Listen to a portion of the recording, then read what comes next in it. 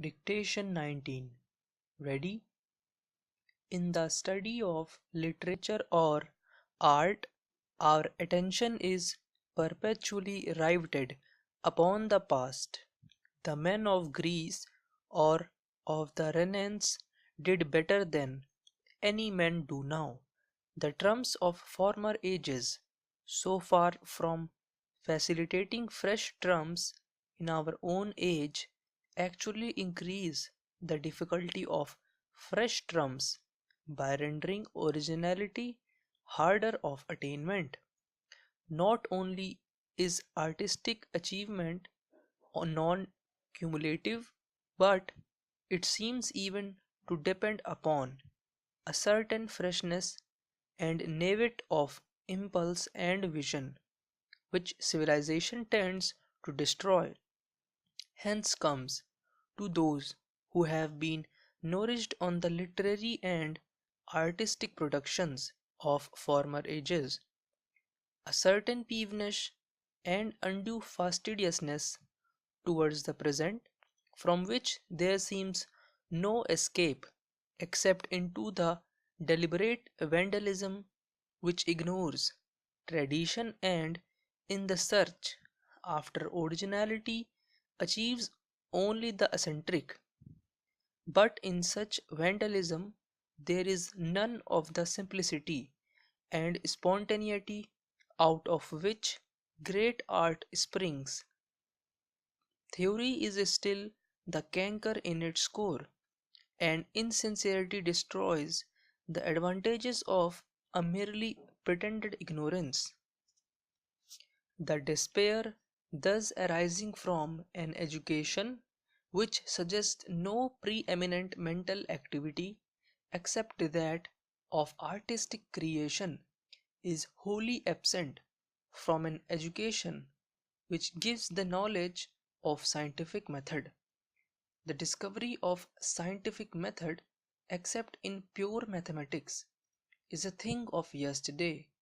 Speaking broadly, we may say that it dates from Galileo, yet already it has transformed the world, and its success proceeds with ever accelerating velocity.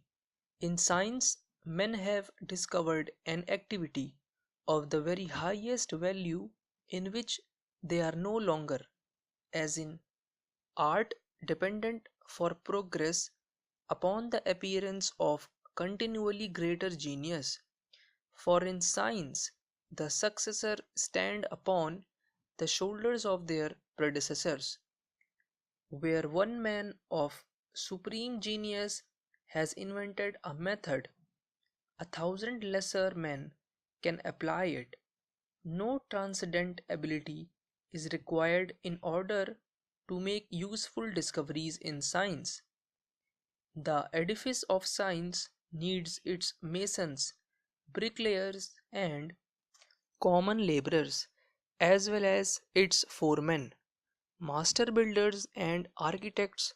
In art, nothing worth doing can be done without genius.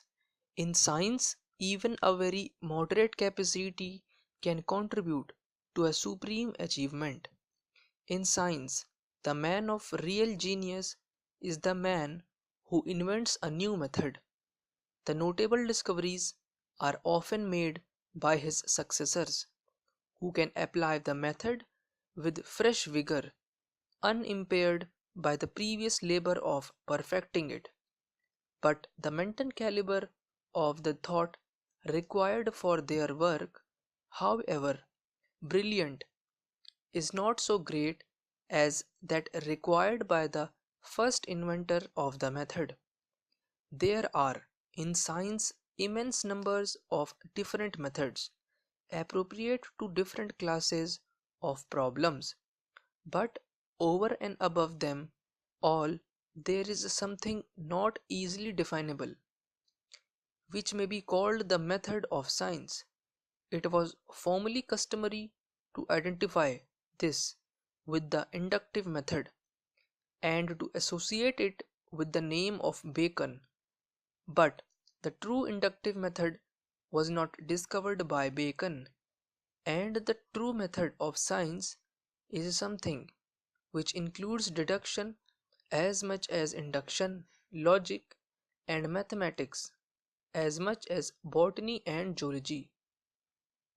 I shall not attempt the difficult task of stating what the scientific method is, but I will try to indicate the temper of mind out of which the scientific method grows, which is the second of the two merits that were mentioned above as belonging to a scientific education. The kernel of the scientific outlook is a thing so simple, so obvious, that the mention of it may almost excite derision. The kernel of the scientific outlook is the refusal to regard our own desires, tastes, and interests as affording a key to the understanding of the world.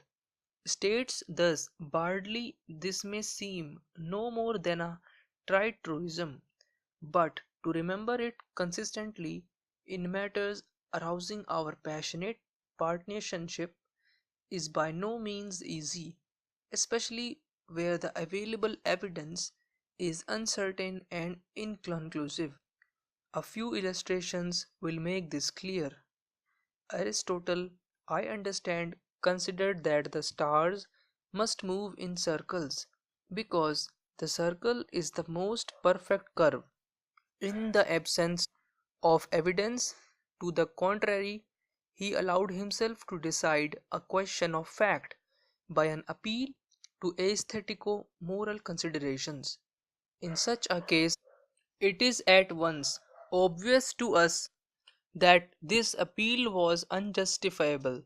We know how to ascertain a fact, the way in which the heavenly bodies move, and we know that they do not move in circles or even in accurate ellipses or in any other kind of simply describable curve.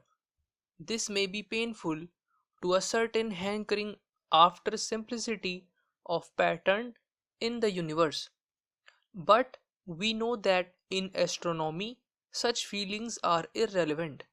Easy as this knowledge seems now, we owe to it to the courage and insight of the first inventors of scientific method and more especially of Galileo. We may take as another illustration Malthus' doctrine of population. This illustration is all the better for the fact that this actual doctrine is now known to be largely erroneous. It is not his conclusions that are vulnerable, but the temper and method of his enquiry. As everyone knows, it was to him that Darwin owed an essential part of his theory of natural selection, and this was only possible because Malthus' outlook was truly scientific.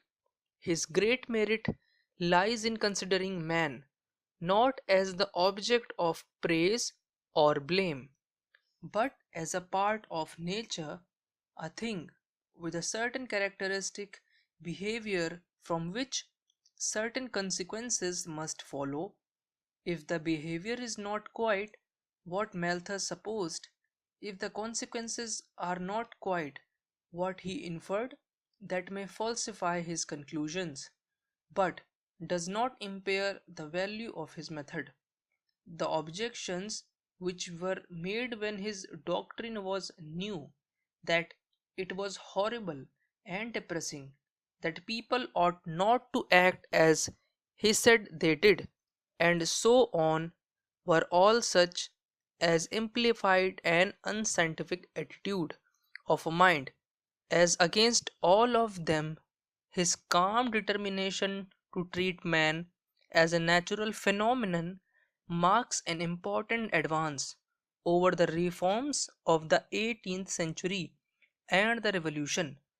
Under the influence of Darwinism, the scientific attitude towards man has now become fairly common and is to be some people quite natural, though To most, it is still a difficult and artificial intellectual contortion. Finished.